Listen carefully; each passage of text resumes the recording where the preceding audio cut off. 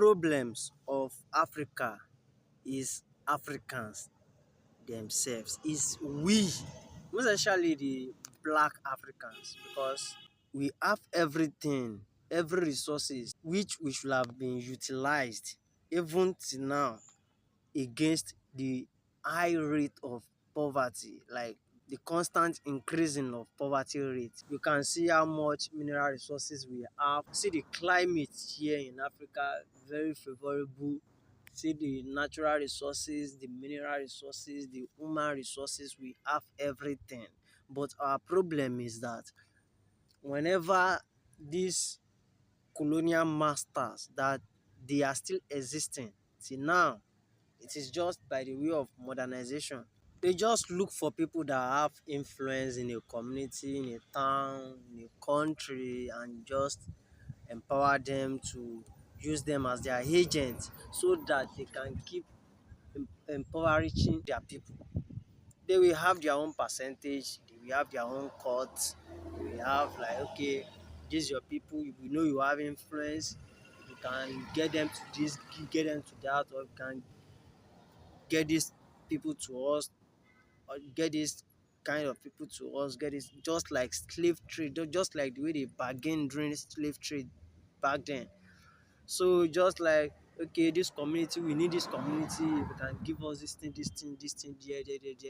You have your own courts. But as an African, we don't really think about the future. We don't think about what is going to remain for the next generation. At that moment, we just think about our stomach. We just think about our own personal sources. We just think about our own, probably our own family, but forgetting about your own people, your neighbors, your community people, their self, you forget about them, like forget anything that can, forget the negative side of every agreement you are bargaining with these people. It come from the from the top to the bottom, from the president or any head of state. They just come to him, these people. The head of state just look for some people, some influential people in the state that they can work for him to, okay, this this is our target. From that state, local government, these people, we need this kind of thing, this kind of resources, we need something in this community, we need this kind of people, we need this kind of professionals.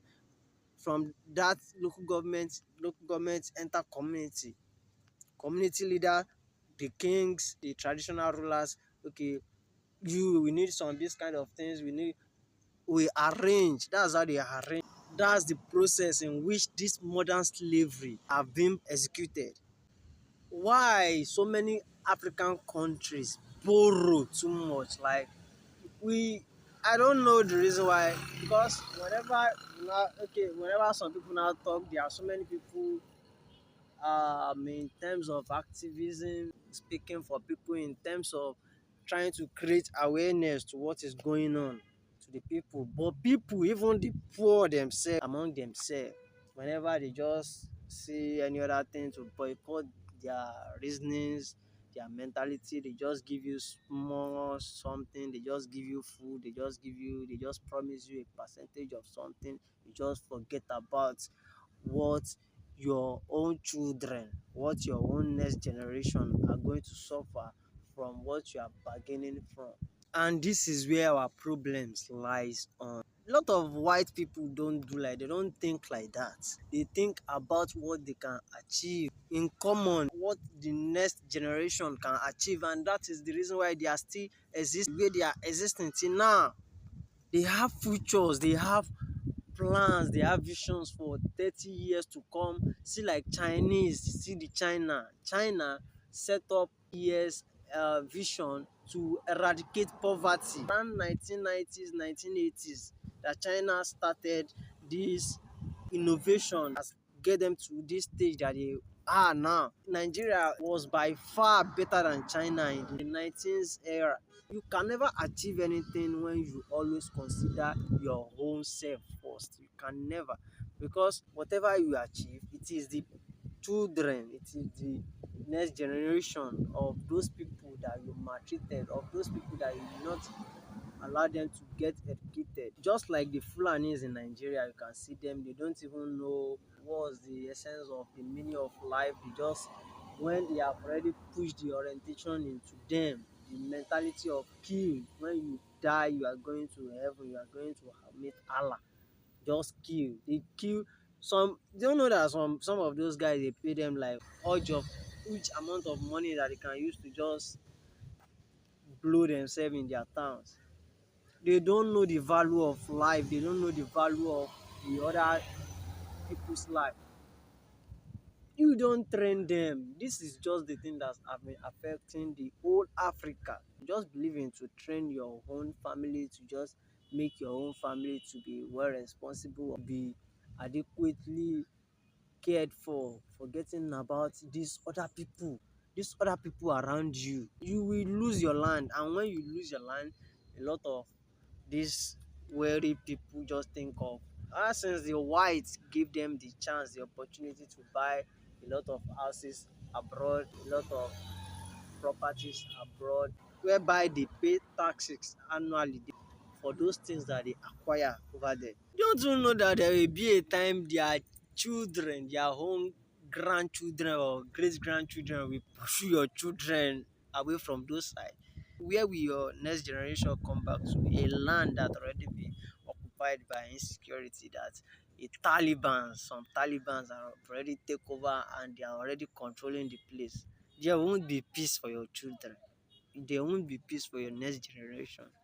And if you are only thinking about yourself, you are not thinking about your next generation.